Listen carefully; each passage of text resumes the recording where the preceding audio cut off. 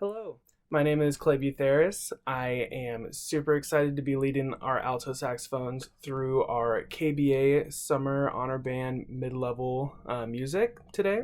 Today I'm going to be leading you through two nice warm-ups that I do every time I play my saxophone, and then we're going to go through each piece individually and we're going to work on some stuff in it. I am super excited for y'all who are getting this opportunity to play in this honor band. I think growing up in middle school and high school, honor bands was probably one of my favorite things to do. You meet so many new people because you're playing with people from different schools. You get to play like slightly more challenging music, which is a lot more fun. And you get to make those memories, and it's super fun. So I'm super excited for all of you who are getting this opportunity. As I said at the beginning, my name is Butheris. I teach here in Wichita at Pleasant Valley Middle School. I teach band and orchestra, but my primary instrument is saxophone. So we're going to go ahead and start with our warm-up. So with saxophone, we want to focus on two main things. I like to focus on having a nice tone and building technique. Okay, so we're going to start with some nice tone builders. What I like to do is I like to just play any scale. We can start with just our concert B flat, so our G major scale starting on G, and we have to make sure that we play F sharp. I like to go up and down the scale. I will play those on whole notes, and I want to focus on having a nice mellow dark sound. Okay, because saxophones, it's really easy for us to sound super bright and super like brash, but that's not really the sound that we want to go for. We want to go for a sound that's almost more like French horn, so more mellow. So I'm going to go up my B flat major concert scale. I'm going to go back down, and I'm going to focus on making my tone just nice and mellow.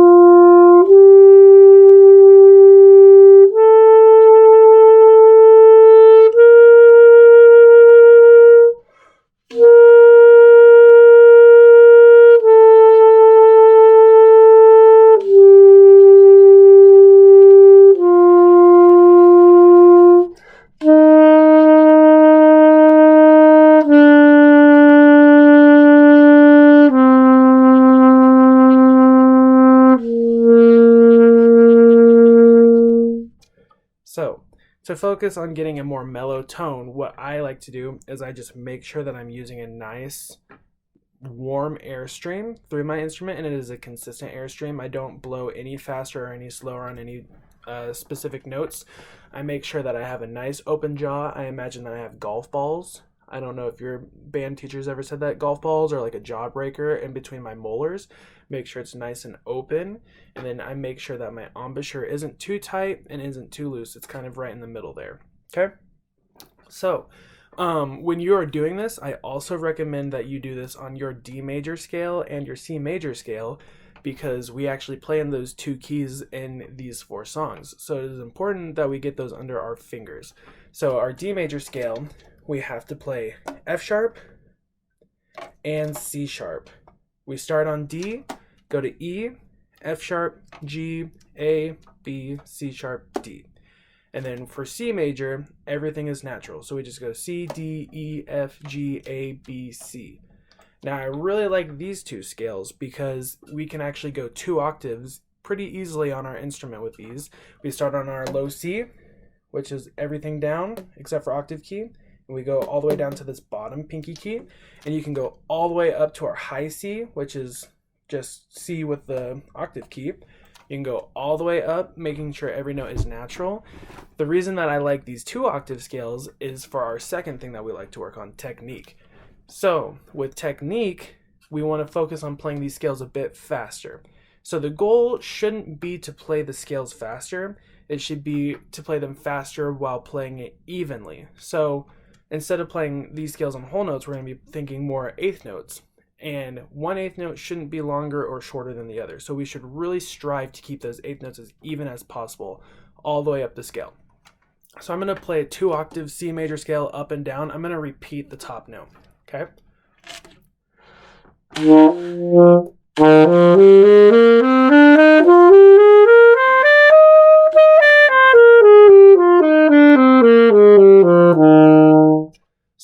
I made sure the whole time to keep my eighth notes as even as possible. And if I were to play that scale again, I would probably try to play it a little bit faster and kind of see where my breaking point is. It's really awesome to do scales with a metronome. So if you have a metronome app on your phone, kind of find that tempo that you're comfortable with, and then just try to push that tempo until you can get all your scales up to a faster tempo. So I would recommend doing that faster scale with your C major scale and your D major scale, and even your B flat scale, even though we can only go one octave right now for that one. Okay, so that is that for the warm-up. I want to jump into our music. So you guys are going to be playing El Camino de Anaheim, Destiny Fanfare, Softly Speaks the Night, and Dark Ride. These are all great pieces. I was super excited to see that these were what you guys are playing. I think you guys are going to love them. So today we're going to start with El Camino de Anaheim. So go ahead and get that one out. And we're going to just start looking through that one. So the most challenging part about this one is going to be our rhythm. So if you look at the beginning, we're in 4/4, just kind of how we normally see music. And there's nothing in our key signature. So we have to make sure that we are playing F naturals unless there is an accidental that is F sharp. And right off the bat in our music, I see an accidental right at the very beginning. It's our G sharp. So that is 1, 2, 3, pinky, octave key. And then when you see an accidental, you have to remember that it carries through the entire measure. So when I'm looking at these first 4 measures, the rhythm is a little bit trickier than regular rhythms that we usually see. So what I would do is I would count through it. And since I teach in Wichita, I count with the Eastman system, so you'll hear me say te instead of and. Just know, if you say and, you can say and. So, the way that I would count through this beginning, this is the tempo that we'll go. We'll count together. 1, 2, count with me. 1, te, 3, rest. 1, te, 3, rest. 1, te, 3, 4. 1, te, 2, te, 3. So it is very important that we can count these rhythms, because if we can't count them, we're not going to be able to play them. So make sure that you go through this and you're able to count. I would even count in finger. 1, te, 3. Count and finger everything. It will do wonders for you, I promise.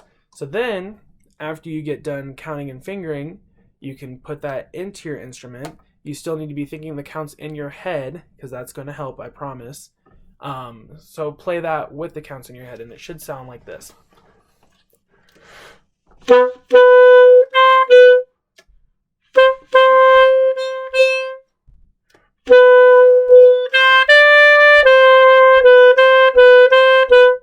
Now, this song is a little bit quicker than that, so you might want to practice it a little bit faster than I did. And you can actually listen to the recording of this on YouTube or anything like that. Practicing with recordings is great because you kind of get to see the tempo that this piece is supposed to go. But for now, let's practice it a little bit slower just so we can get the rhythms down. So, now that we have that beginning part down, if you look into 5, 6, 7, we kind of have a similar rhythm there. 1, te, 3, 1, te, 3. So that's kind of the motif of this piece. So you're going to see that quite a bit. So we kind of have a little bit of a different story happening at 14, 15, and 16. We have rests on beat 1 instead of playing on beat 1. You guys are going to want to rush this.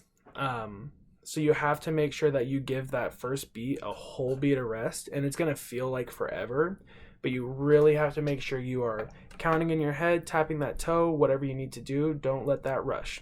Okay? And then I think the next part of this piece that you guys will have to practice, I would look all the way down at measure 37, where you have that same rhythm from the beginning, 1, te, 3. When we go from 1 to the first te, we jump from a low A, just 1, 2, to a high E, 1, 2, 3, octave, 1, 2. So I would practice that interval because it's kind of a bit of a jump.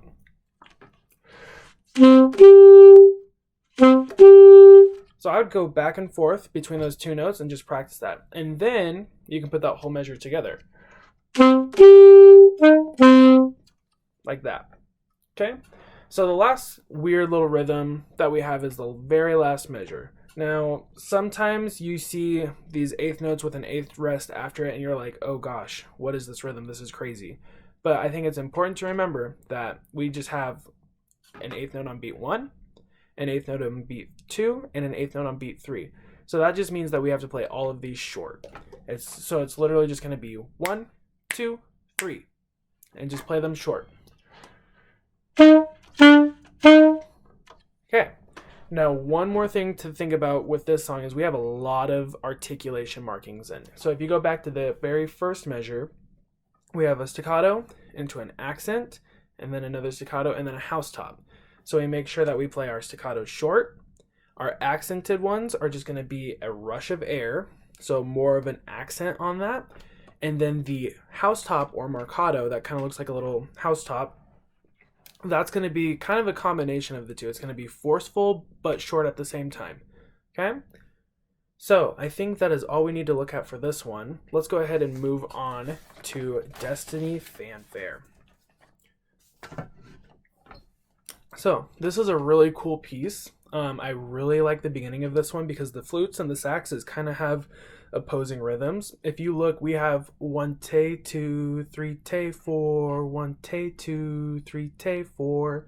Well, the flutes kind of have the opposite of that. They have their eighth notes on beats 2 and 4. So when you guys are playing this together, don't let that throw you off, and it's going to sound super cool if everybody plays the rhythm right. So, and it's a pretty simple rhythm and notes there. We just have C, D, C, C, D, C. It just goes back and forth. It's pretty simple. We have some accents going into measure 8, so make sure we have a rush of air on those. The next important thing to look at is pickups into 14.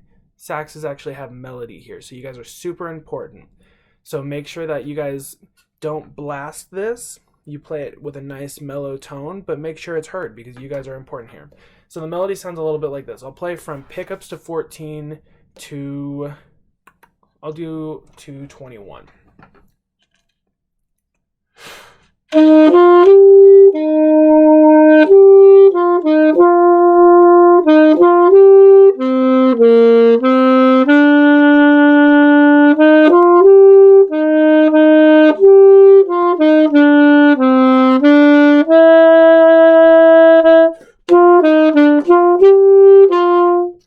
So, you got the melody there, super important, and it's not too crazy of a melody, so I think you guys should be able to get this.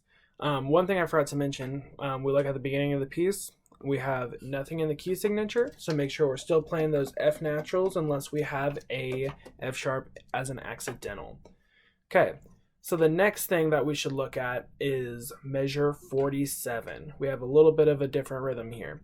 So just like in the last piece, when we had those rests on beat 4, now we have rests on beat 2 and 3. You guys are going to want to rush through those rests. So make sure after you play those first 2 eighth notes, 1 te, 2, 3, 4 te, make sure you have 2 and 3 in that toe tap so that you do not rush to beat 4. So it should be 1 te, 2, 3, 4 te, and it sounds like this.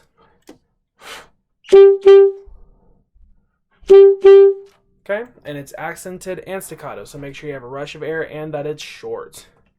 I think the last thing in this piece that we need to look at is our trill in measure 61 and 62. So, when we trill, we usually want to go up to the next diatonic note. What I mean by diatonic is the next note in the key that we're in. So right now we're in the key of C because we have nothing in the key signature. We start on C. The next note in that scale would be D. Okay? So, you might be thinking to yourself, how am I going to trill from C to D going like this? I actually have a way that makes it a lot easier. So what you're actually going to do is you're going to use this top palm key. You're going to keep your finger down on C, and you're going to go like this.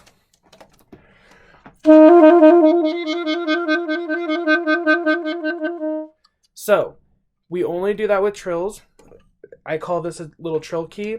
I would never play D with that fingering, with C in that top palm key. I would never just play D with that because it's super out of tune, but it works for a trill. So I really recommend you using that for the trill. During those two measures when you're trilling, you have to really make sure that you're watching the conductor, because if you get off and you don't get to that next note in time, it might throw some things off, okay? So make sure you're thinking in your head, 1, 2, 3, 4, 2, 2, 3, 4, 1 for the next note, okay? So I think that is it for this piece. This piece is pretty simple, but don't completely underestimate it. You still got to practice it. Okay, so let's move on to Softly Speaks the Night. So this song is a lot more smooth and mellow than the other three songs that we have. This is our like slow piece. In this song, we really want to focus on tone. So our tone warm-up is going to help with this song like a lot. So look at our key signature. We have F sharp, so that means we're playing second finger F sharp. Okay. So throughout this piece, you're going to want to really focus on having a nice mellow tone, so nice warm air space between those molars. Throughout this piece, the saxes aren't quite really what the feature is, so we don't want to be too loud. We want to play nice and kind of supporting for the melody. We have some counter melody in here, which is awesome. I love playing counter melody. That's kind of part of why I play saxophone, actually. So you're gonna want to just be there to support them, and you're gonna want to play with nice tone. Okay, so really focus on having that warm air space between your molars. So let's look at the very beginning. You guys are pretty much just on like one note the entire time, so that kind of just shows that we're supporting. You guys are there to support the melody, so just be there, be strong. Let's jump all the way to measure 31. Let's look at measure 31. So we have 2 whole measures of rest, and then we come in on an A. So A is kind of, that high A is kind of a scary note on saxophone. It doesn't always sound great on everybody's saxophone. So that is a note that we really have to focus on our tone. So whenever like I play A, I just know that I'm ready to blow that nice, consistent, warm air through my horn, and that my jaw is just nice and loose, and I have the jaw breakers between my molars. Make sure that it's nice and open. So you don't want to come in super brassy, like you want to think more. So just think open, and it's going to come out nicely. So let me play you 31 to 34 just so you can kind of hear that tone that I'm talking about.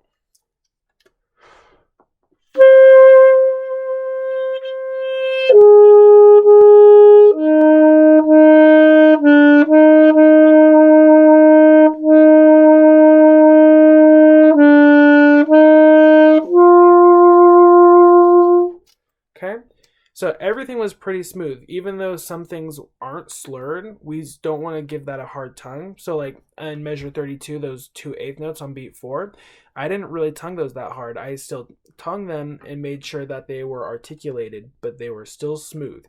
And throughout this piece, we have a lot of areas with eighth notes. Like look at measure 26. We have eighth notes on beat 3 and 4.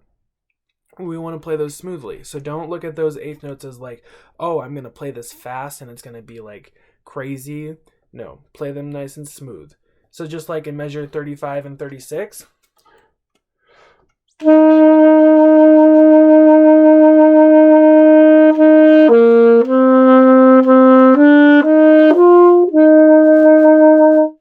I wasn't playing those eighth notes like, oh gosh, they're eighth notes, I gotta play them fast. I was making sure that they were nice and smooth and legato, okay? Because that's what the style of this piece is. So make sure that when you're playing those eighth notes, it's not frantic. Make sure it's nice and smooth. This piece is pretty slow, so those eighth notes should not be too fast for you, okay? Throughout this piece, we also have some tempo changes.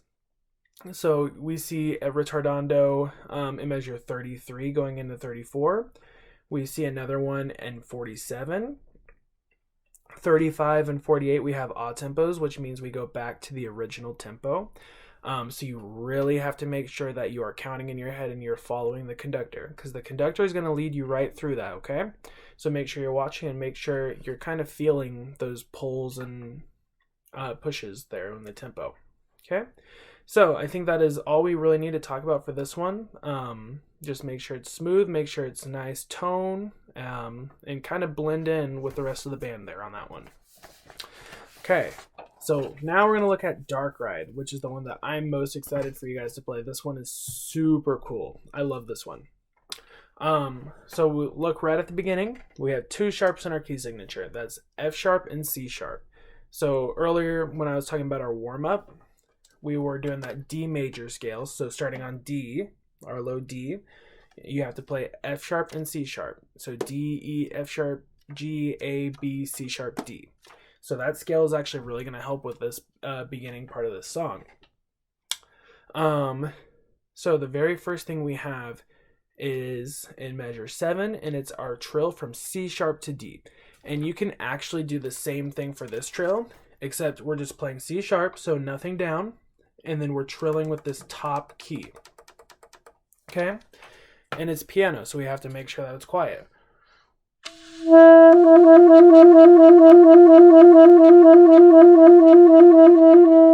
Okay, so make sure that that sound is there, but make sure you're not playing over the people who have melody there, which I believe it's the flutes there, but I could be wrong. Okay, so then look at our next trill. We go from B to C sharp, because C sharp is the next note in our diatonic scale. So for this one, all you have to do is just first finger to open, back and forth.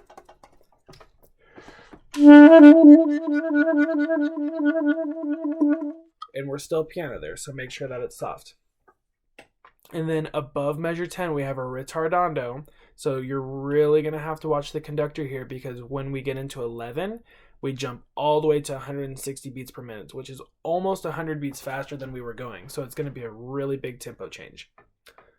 So right off the bat at 11, we have an accidental on our first note. It's our A sharp.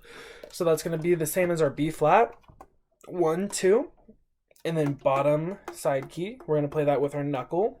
Should sound like this.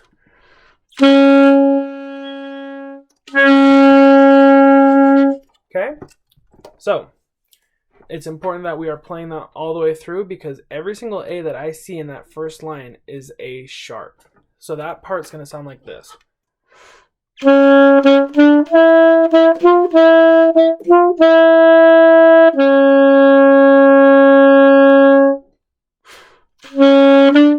Okay?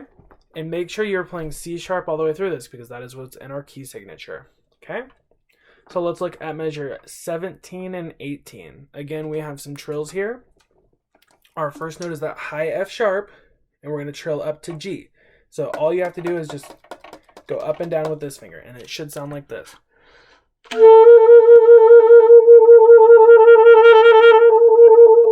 So notice how I added that crescendo in there. We go from piano all the way up to mezzo forte, and then we do our trill from our C sharp to D, which is what I showed you earlier, just this top palm key. And with the C sharp to D, we're going to come down with it. So it should sound like this.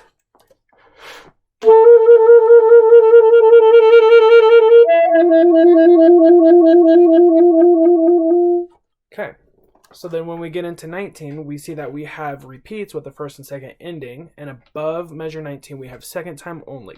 So you have to make sure you're counting through your rest for this. Make sure you count all the way to the first ending with the people who are playing, so that you don't miss your entrance the second time. So when we go through the second time at 19, you guys aren't really melody here. You add a nice little counter melody, okay? So you guys are just kind of adding something new. So you want to play it mezzo forte, but you want to play it strong, because it's a new idea and it's exciting, okay? Make sure you're looking at all of those articulations in there. We have some tenutos, which we haven't talked about.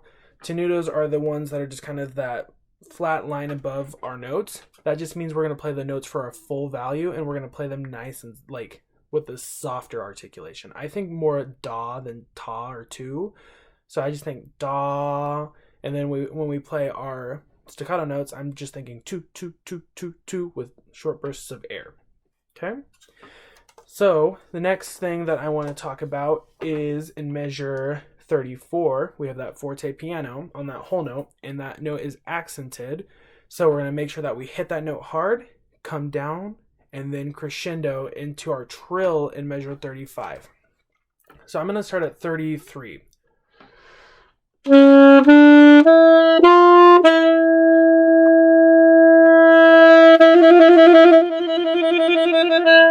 And then we are into 36.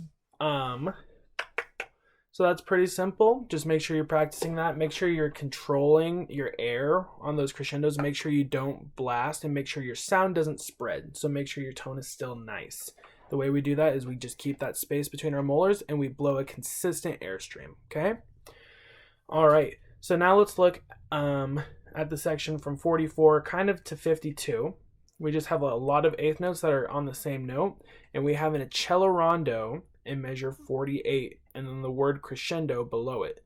So that means we're going to play gradually faster and gradually louder. That doesn't mean that we immediately crescendo and we immediately change dynamic levels. We're going to slowly crescendo through that to make the change more effective, and we're going to gradually speed up. And what you have to do there is you have to watch the conductor. And it's going to be pretty simple since you're playing the same note over and over again. So just watch the conductor on that, and that's all you really need to do. So then, if you look at 52, the accelerando stops because we are playing a whole 12 clicks faster, okay? So we're at a quarter note equals 172, which is super fast. So you guys are really going to have to practice this song at a faster tempo because 172 is not slow. So what I would recommend is you get a tuner app on your phone. Or not a tuner app. Well, you do need a tuner app, but I would recommend you get a metronome app. And we're looking at measure 52 right now. I'm going to play 172 clicks per minute on my metronome. The higher pitch noise is beat 1. The rest is just 2, 3, 4.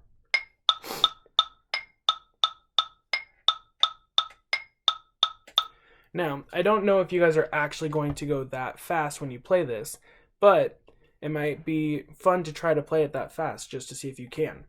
I wouldn't immediately just play it that fast, but I would build up to it. So it's going to sound like this. I'm going to play 52 to the end just so you guys can hear how fast this can be.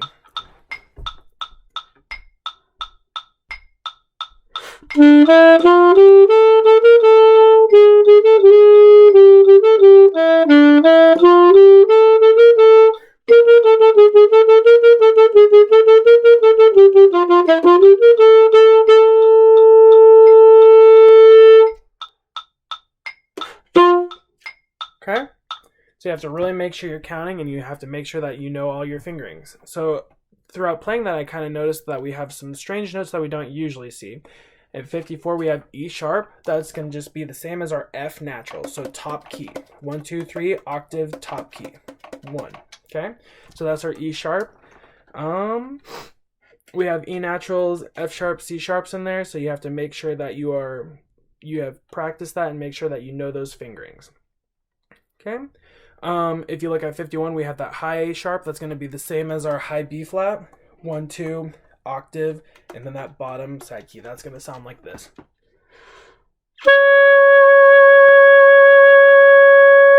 Okay? Alrighty. So that is pretty much all of Dark Ride. That's all of the music that we have. Remember to practice those with the recording. Listen to what the other parts sound like so that you're not surprised when you go for rehearsals. Make sure you are counting rhythms. Make sure you are practicing those scales that I told you about at the very beginning. And I think you guys are going to be great. Once again, I am super excited for y'all who are getting this opportunity to play in this honor band. You guys are going to have so much fun. This music's so great. And you guys are just going to have memories for the rest of your life from this, all right? Alrighty, well, you guys have so much fun. And I'm sure I'll probably hear about this band, and it's going to be great.